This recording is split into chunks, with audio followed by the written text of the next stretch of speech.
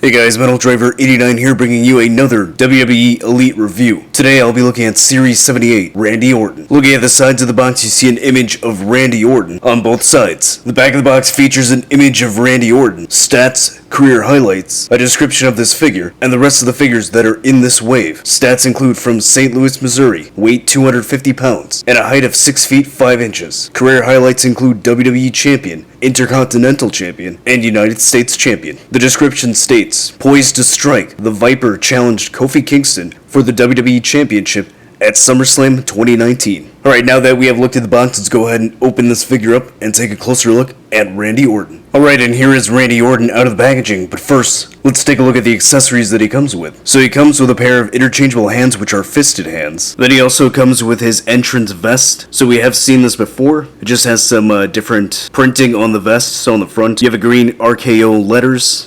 The back, you've got a serpent in green that says dues paid. So the paint came out really well on the lettering and the image, so that looks really good. Then taking a closer look at the head sculpt. So I do believe this is a new head sculpt, unless this was already released with a basic figure that I'm not aware of. But overall, it looks really good. I do like the sculpting on the head sculpt. It does look like an older Randy Orton. Paint came out really well on the eyes and the eyebrows. You can see that there's actual sculpt work for a beard there.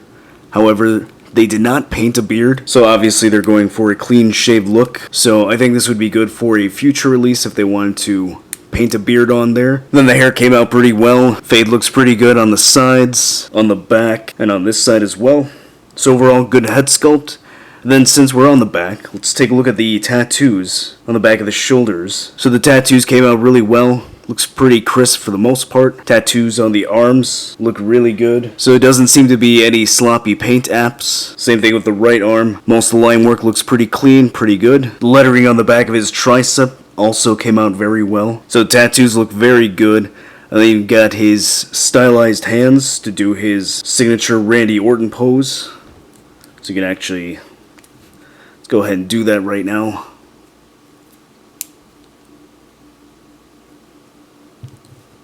So that looks pretty good. Then looking at the trunks, so he's got the red and white design going on the sides. Paint looks good for the most part. Doesn't seem to be any bad paint apps, except for maybe this part right here. It's missing some red and white paint there. But this side looks pretty good. Then you've got Orton on the back in red and white. So I do like the color scheme of these trunks, because the previous Randy Orton had dark blue on the trunks, which is really hard to see. So I wasn't really a big fan of that, but I do like this design better. Now looking at the lower body, not much to look at, but he does have knee pads that have the RKO letters, and that came out pretty well. So it's in red and white, just like the trunks. So that turned out pretty well. And then the boots are just solid black boots that we have seen many times. And then before I forget, he also has his tattoo on the side right here, which also came out pretty well. So overall, the body of the figure looks really good. Paint apps look really good as well. Alright, going over the articulation, the head is on a ball joint, so it can go just a little bit high up. Can go slightly down. It can turn side to side, and it can tilt. Shoulders have a hinge, so it can go not too far up. Let's see if this one goes up a little bit higher. Yeah, so maybe this hinge is a bit tight. It can rotate all the way around.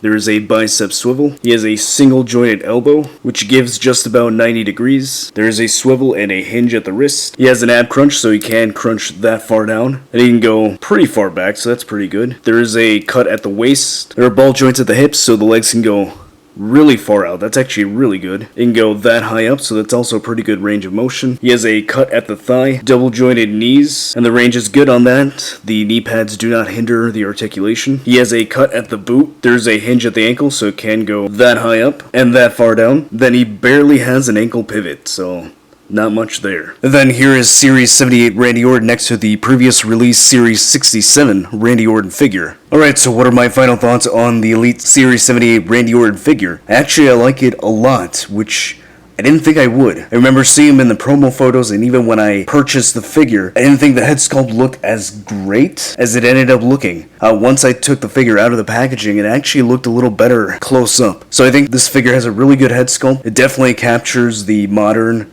older looking Randy Orton. I like the color scheme on his trunks, the red and white. So overall, I think this is an upgrade from the previous Series 67 Randy Orton figure. So I definitely think this is a figure worth picking up from Series 78.